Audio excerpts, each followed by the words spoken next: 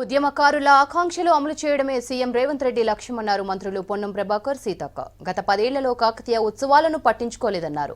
వరంగల్ తెలంగాణ ఉద్యమకారుల సన్మాన సభలో ఎమ్మెల్యే వివేక్ వెంకటస్వామితో కలిసి పాల్గొన్నారు మంత్రులు. తెలంగాణ వాయిస్ ను ఢిల్లీకి తీసుకెళ్లడానికే V6 ఛానల్ స్థాపించామన్నారు చెన్నూరు ఎమ్మెల్యే వివేక్ వెంకటస్వామి. ఛానల్ ద్వారా తెలంగాణ వాదాన్ని విస్తరించామన్నారు. ఈ కార్యక్రమంలో టీజేఎస్ చీఫ్ కోదండరాం నేతలు పాల్గొన్నారు. తెలంగాణ అందరి ఆకాంక్షల మేరకు అందరి భాగస్వామ్యంతో ఏర్పడ్డది. ఈ తెలంగాణ అందరి యొక్క ఆత్మ గౌరవాన్ని కాపాడేటువంటి విధంగా మా ప్రభుత్వం వ్యవహారం చేస్తుందనే మాట మరొక్కసారి సందర్భంగా తెలియజేస్తా ఉన్నాం. మనం తెలంగాణ పోరాటం చేసింది నీళ్లు, నిధులు, నియామకాలు మన ఆత్మ గౌరవాన్ని కాపాడుకోవడానికి.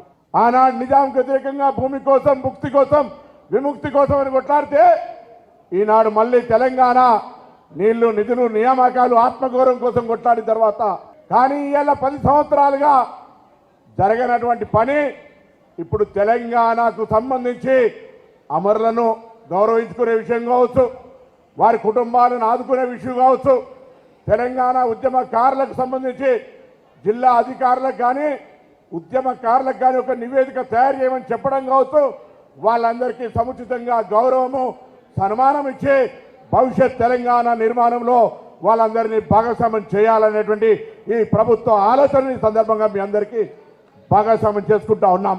నష్టపోయి ఈరోజు తెలంగాణ వచ్చిన తర్వాత కూడా గౌరవంగా ఆత్మగౌరవం దొరకలేదు. వాళ్ళని ఆదుకోవాలని వాళ్ళందరికీ వాళ్ళు ఉండేటువంటి ప్రాంతాల్లో 250 గజాల స్థలం ఇవ్వడమే కాదు, ఇంకా అనేక రకాలుగా ఆత్మ గౌరవాన్ని మర్యాదనిచ్చే విధంగా ఈ ప్రభుత్వ కార్యక్రమం ఉంటుందనే మాట ఈ సందర్భంగా మనం చేస్తా ఉన్నా.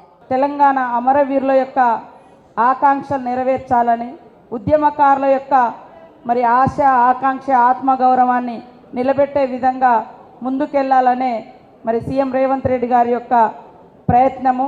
అదేవిధంగా కాంగ్రెస్ ప్రభుత్వం కూడా అదే దశగా పనిచేస్తూ ఉన్నాం.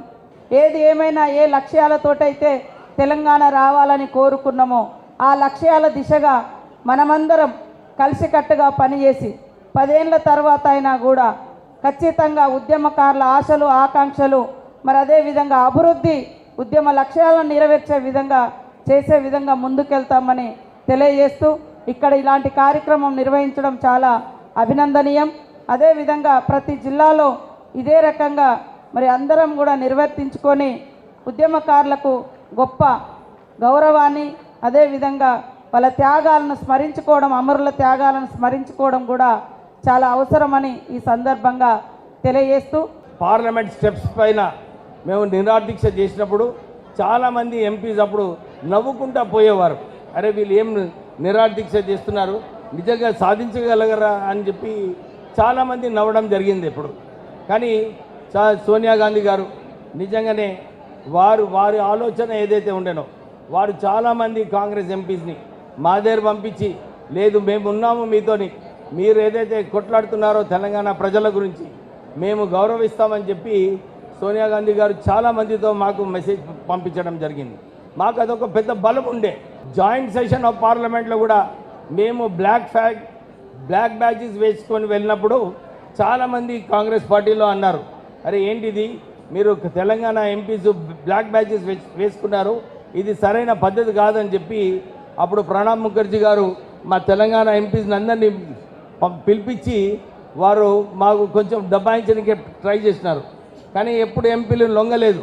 అప్పుడు ప్రణబ్ ముఖర్జీ గారికి కూడా ఇదే చెప్పినాము, లేదు సార్ మాకు కావాలి తెలంగాణ ప్రజలందరూ కూడా ఇదే ఆశ ఉంది, మీరు ఎలాగైనా ఈ బిల్లు పాస్ చేయాలని చెప్పి మేము వారితో గొడవ పెట్టుకోవడం జరిగింది. వారు కూడా అనుకున్నారు, అరే ఏంటి వీళ్ళు ఇంత పట్టుదలతో ఉన్నారు కాంగ్రెస్ ఎంపీసు, వీరి మాట నిజంగా ఏదో ఒక దమ్ము ఉన్నది ఈ మాటలో, మనం తెలంగాణ గురించి ఆలోచించాలని చెప్పి వారు కార్యాచరణ తీసుకోవడం జరిగింది. ఉట్టి పెట్రోల్ పోసుకుంటే సరిపోతున్నో లేదో అని అనుమానం కొద్దీ పెట్రోల్ తాగిండు.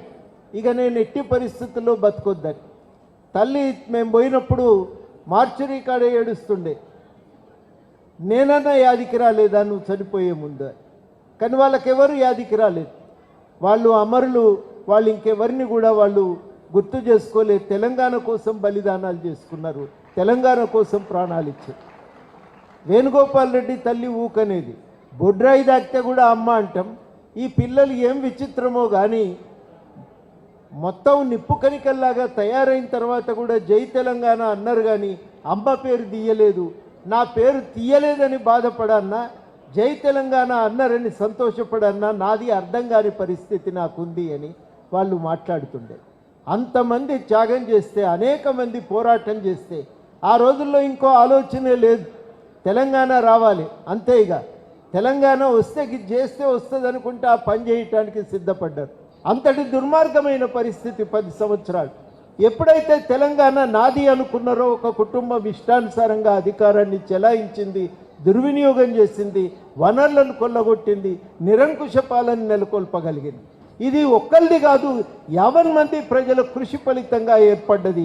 బలిదానాల వల్ల ఏర్పడ్డటువంటి రాష్ట్రం అనే మాట ఎత్తి చూపటానికి మనకు సమయం బట్టి. పార్లమెంట్లో పోలీసు వాళ్ళు ఉండరు, చెకింగ్ ఉండదు. అతను చేసింది ఇప్పుడు అందరు పెప్పర్ స్ప్రే అంటారు, కానీ ఎవరికి తెలియదు అది ఏందనేది. ఆ క్యాన్ తీసుకొస్తాను పోయినప్పుడు నేను రాజగోపాల్ కొట్టుకున్నాం కూడా. అప్పుడు మాకు తెలియదు ప్రభాకర్ కళ్ళు పోవచ్చు అని కూడా. ఎందుకంటే ఆ స్ప్రే అనేది తర్వాత తెలిసింది, మెడికల్గా వాళ్ళు ఎగ్జామ్ చేసినప్పుడు క్యాన్ తీసుకొస్తారు పెప్పర్ స్ప్రే అనేది. అంటే ప్రాణాలకు కూడా తెగించి పార్లమెంట్లో బిల్లు పాస్ చేయించడంలో చాలా ఘటాలు ఉన్నాయి. అందులో కొన్ని మీకు విషయాలు మీకు చెప్పినాను.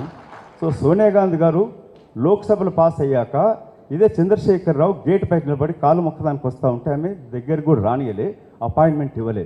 ఎందుకంటే సోనియా గాంధీ గారు ఏ రోజు కూడా తెలంగాణ రాష్ట్ర ఏర్పాటు రాజకీయ లబ్ధి కొరకు చేసిన చరిత్ర పుటలో ఉండకూడదు. తెలంగాణ రాష్ట్ర ఏర్పాటు ఒక బాధ్యత గల ప్రతిపక్ష పార్టీ నాయకురాలుగా, కాంగ్రెస్ పార్టీ అధ్యక్షురాలుగా తెలంగాణ రాష్ట్ర ఏర్పాటు ఇచ్చిన వాగ్దానాన్ని నిలబెట్టడానికి చేసిన చెప్పింది. నిన్న మొన్న మీరు ఆ వీడియో కూడా చూశారు, సోనియా గాంధీ గారు చెప్పింది. షిండే గారికి అడ్డం గట్టేలాడి పేపర్ స్ప్రే అది ఇది కొడుతుంటే వాళ్ళందరినీ కొట్టడం జరిగింది. ఆ రోజు ముష్టిఘాతకాలైనవి. ప్రధానమంత్రి చెప్తుండే దర్వాజే బంద్ करके आधी रात को मार के तोड़ के दिया ना, मार के तोड़ के सही भी हुआ, बिल पास नहीं होता था नहीं तो उस दिन బిల్లు పాస్ కాకపోతుండే.